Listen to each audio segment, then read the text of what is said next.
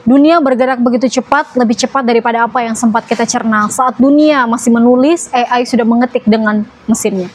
Di episode kali ini, kita tidak sedang melawan teknologi, tapi kita mencari apa arti menulis di tengah keramaian AI.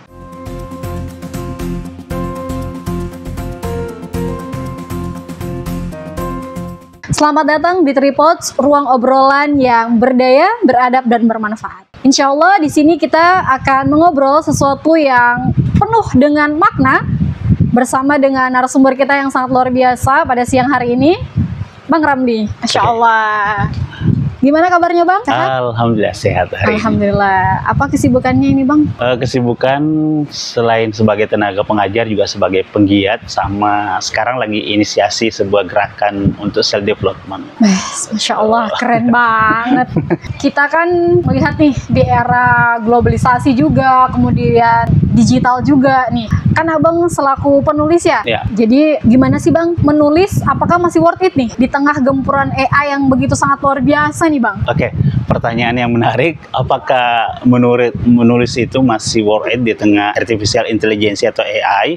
Yang pertama perlu kita pahami dulu bahwasanya ini kita masuk pada ranah literasi ya. Berarti literasi itu kan yang perlu kita pahami ada 6. Salah satu diantaranya adalah literasi digital. Berarti kalau kita berbicara tentang literasi digital, berarti kita berbicara tentang literasi artificial intelligence atau AI. Sehingga apakah masih worth it? Sangat worth it sebenarnya. Bagaimana worth it-nya itu adalah bagaimana kita menjadikan AI ini sebagai sumber ide kita. Yang kalau dulu kita ngambil ide dari apa yang kita lihat, apa yang kita dengarkan, kemudian apa yang kita rasakan. Tetapi dengan adanya AI ini bisa menjadi salah satu rujukan kita, memudahkan kita.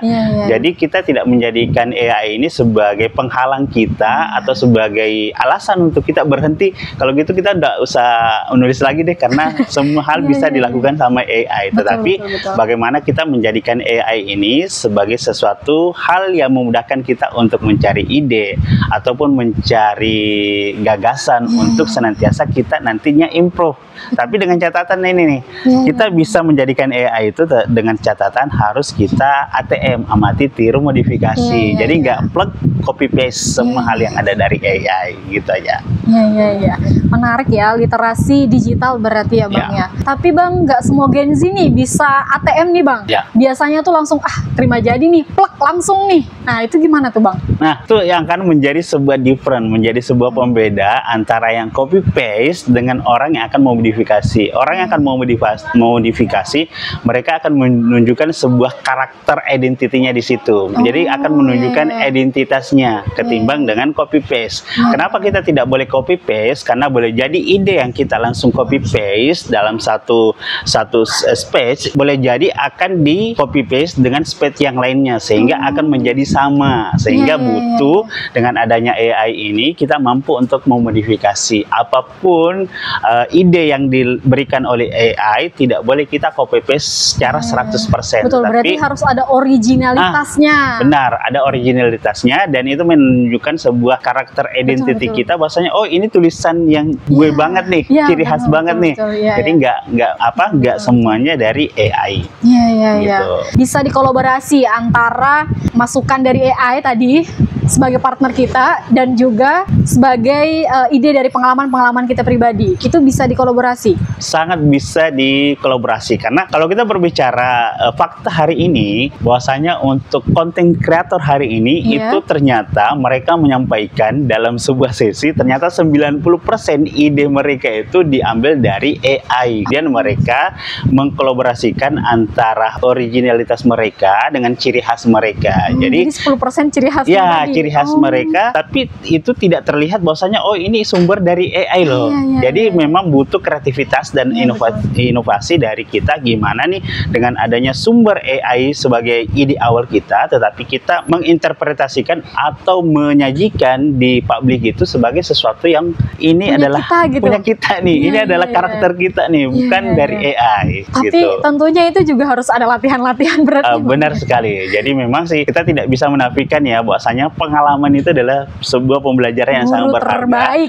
Guru terbaik, dan kita tidak bisa menutup mata bahwasanya 10.000 jam terbang itu masih sangat relevan dengan kita yang sekarang ini, dengan meskipun kita sudah berada di generasi yang Gen Z, generasi Alpha, Beta dan sebagainya. Betul, Gitu. betul. Jadi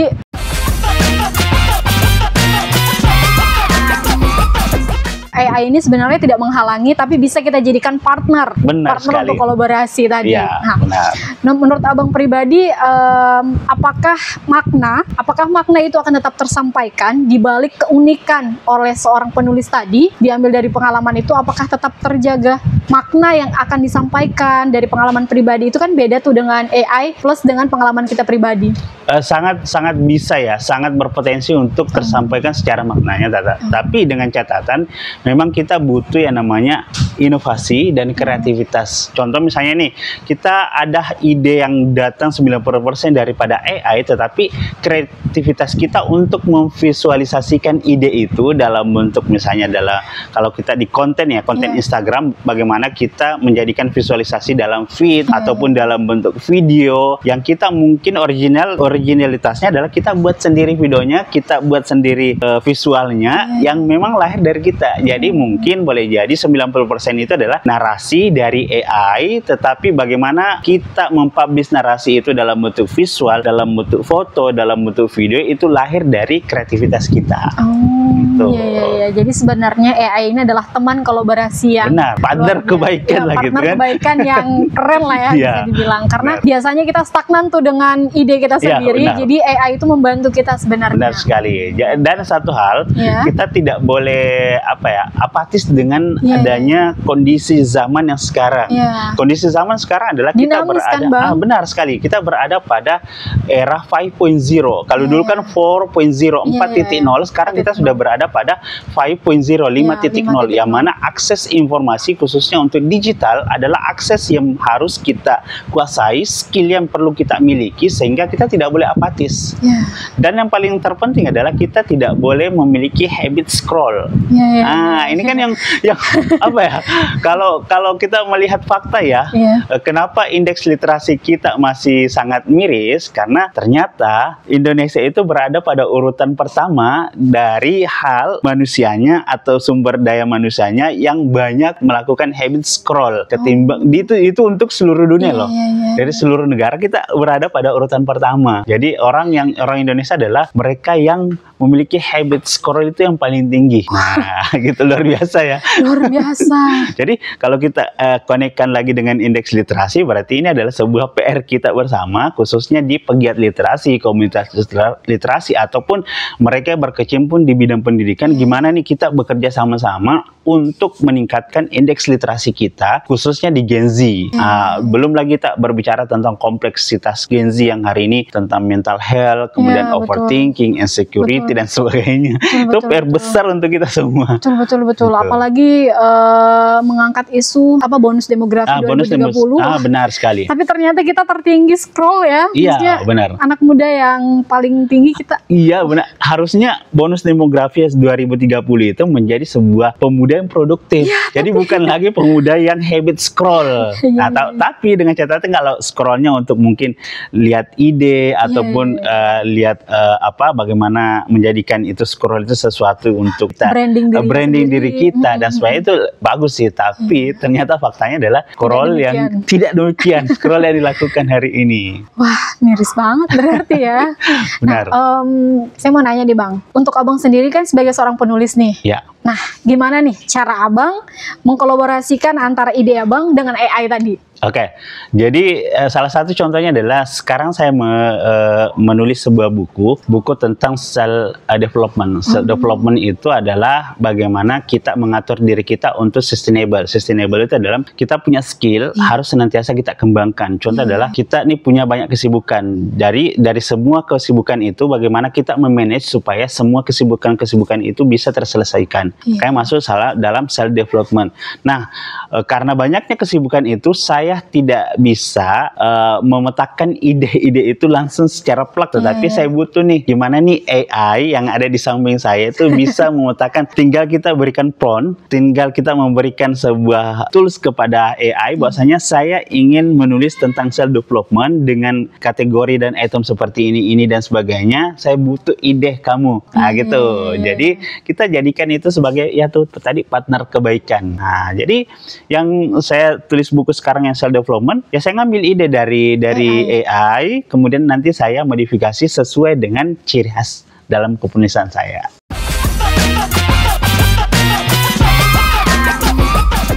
Wah, gitu. luar biasa ya teman-teman. Sama ini juga Bang, berarti AI bukan sebagai saingan ya, tapi Bukan. partner kebaikan Ya, partner kebaikan kita. Harus melek terhadap AI, bahwa AI ini sangat membantu kita Sangat-sangat. untuk mengembangkan ide-ide, kemudian untuk ini juga branding diri kita juga sebenarnya bisa untuk AI itu tadi. Ya, benar sekali. Kalau dulu kan kita berbicara tentang gimana sih cara kita membranding diri kita, sekarang dengan tools AI itu bisa kita tinggal memberikan memberikan narasi yang memang sesuai dengan kita, kemudian itu dipetakan secara sederhana tentang apa sih langkah yang bisa yang kita bisa lakukan untuk membranding diri kita. Nanti kan ini kalau misalnya kita mau branding ini selama 30 hari, tinggal kita berikan perintah ke AI, apa hal yang saya bisa lakukan untuk membranding diri saya dari hari pertama sampai hari 30.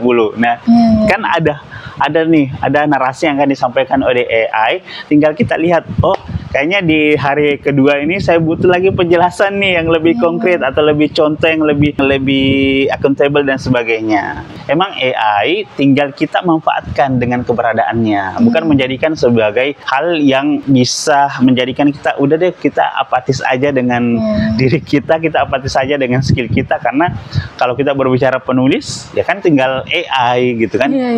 Jadi kita tidak boleh menjadikan AI sebagai hal yang menghentikan kreativitas kita, khususnya dalam kepenulisan. Harus ada modifikasi ya tadi, harus ada modifikasi, nggak boleh plek. Benar. Nggak boleh plek, karena apalagi kita Gen Z kan pasti punya pengalaman yang sangat banyak, jadi bisalah dimodifikasi antara AI itu dengan pengalaman pribadi. Benar. Kemudian bisa disesuaikan dengan ciri khas kita masing-masing. Seperti Abang ini. Kalau Abang ciri khasnya gimana nih Bang? Kalau ciri khas saya itu dalam setiap kepenulisan, saya kan punya prinsip nih, setiap tulisan-tulisan yang saya lahirkan itu harus membawa sebuah pesan kebaikan. Kenapa? Karena saya punya prinsip kayak gini, setiap tulisan itu kan akan membawa 2 amalan jariah. Nah, yang pertama adalah amalan jariah kebaikan, yang kedua adalah amalan jariah keburukan, gitu. Dan sebisa mungkin setiap ciri khas tulisan kita itu melahirkan pembaca-pembaca yang bergerak untuk mendapatkan kebermanfaatan dan kebaikan.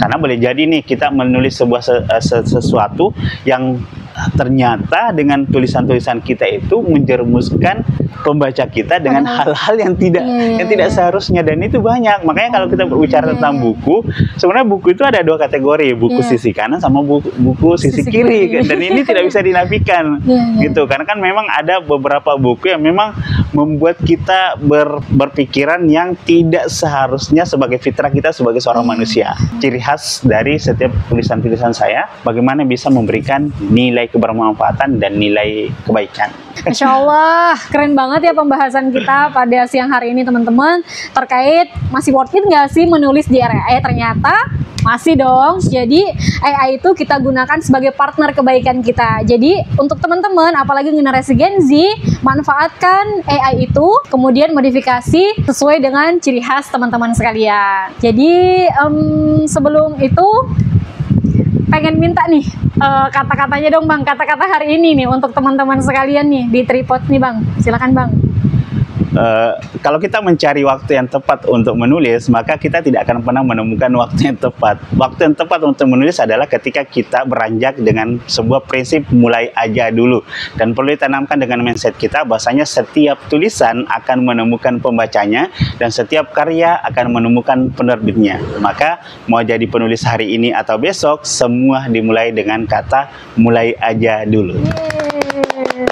Masya Allah. Terima kasih banyak ya Bang untuk podcast kita hari ini dengan tema menulis masih worth it nggak sih? era AI ini. Alhamdulillah. Jadi pengen menulis habis ini. Terima kasih banyak ya Bang. Untuk teman-teman sekalian, insya Allah kita akan ketemu di next episode dengan tema-tema yang menarik dan juga narasumber yang luar biasa. Assalamualaikum warahmatullahi wabarakatuh. See you.